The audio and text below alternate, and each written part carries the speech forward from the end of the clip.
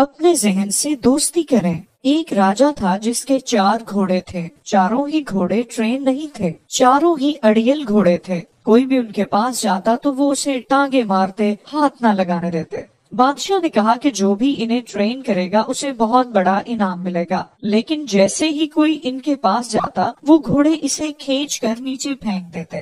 بہت سے لوگوں نے کوشش کی لیکن ناکام رہے۔ ایک دن ایک نوجوان آیا، اس نے کہا کہ میں انہیں ٹرین کروں گا۔ بادشاہ نے کہا کہ تم سے پہلے بہت سے لوگ کوشش کر چکے ہیں اور اپنی ہڈیاں بھی توڑوا چکے ہیں، مگر لڑکے نے کہا کہ آپ فکر نہ کریں، میں انہیں ٹرین کر لوں گا، بس میری ایک شرط ہے کہ جب تک یہ ٹرین نہیں ہو جاتے یہ میرے پاس رہیں گے۔ بادشاہ اس کی شرط کو مان گیا۔ ہفتے گزر گئے، مہینے گزر گئے، یہاں تک کہ سال ہو گیا، مگر لڑکا واپس نہ آیا اور نہ ہی گھوڑے آئے۔ بادشاہ نے کہا کہ اب ہمیں گھوڑوں کو بھول جانا چاہیے، لگتا ہے وہ لڑکے کو چھوڑ کر بھاگ گئے ہوں گے۔ کچھ ہی دیر بعد بادشاہ نے دیکھا کہ گھوڑے قطار میں چلتے ہوئے آ رہے ہیں۔ یہ دیکھ کر بادشاہ بے حد خوش ہوا اور ساتھ ہی ساتھ حیران بھی ہوا۔ اس نے لڑکے سے پوچھا کہ تم نے انہیں کیسے ٹرین کیا؟ لڑکے نے کہا کہ یہ گھوڑے واقعی بہت زیادہ جنگلی تھے۔ اس نے کہا کہ میں نے انہیں آزاد چھوڑ دیا، وہ جو کرنا چاہتے تھے کرنے دیا، پھر میں بھی ان کے ساتھ وہی کرتا تھا جو وہ کرتے تھے۔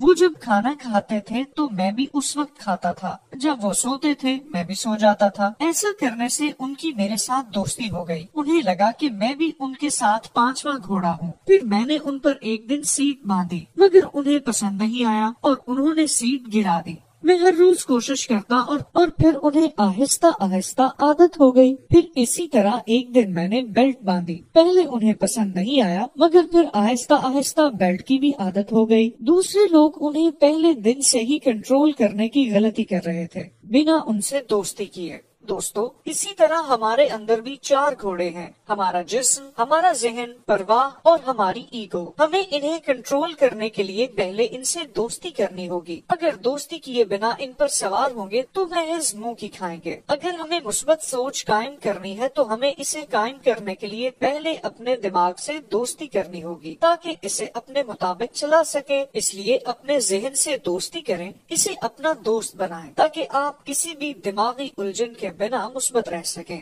دوستی کر کے اپنے مطابق ڈھال لیں۔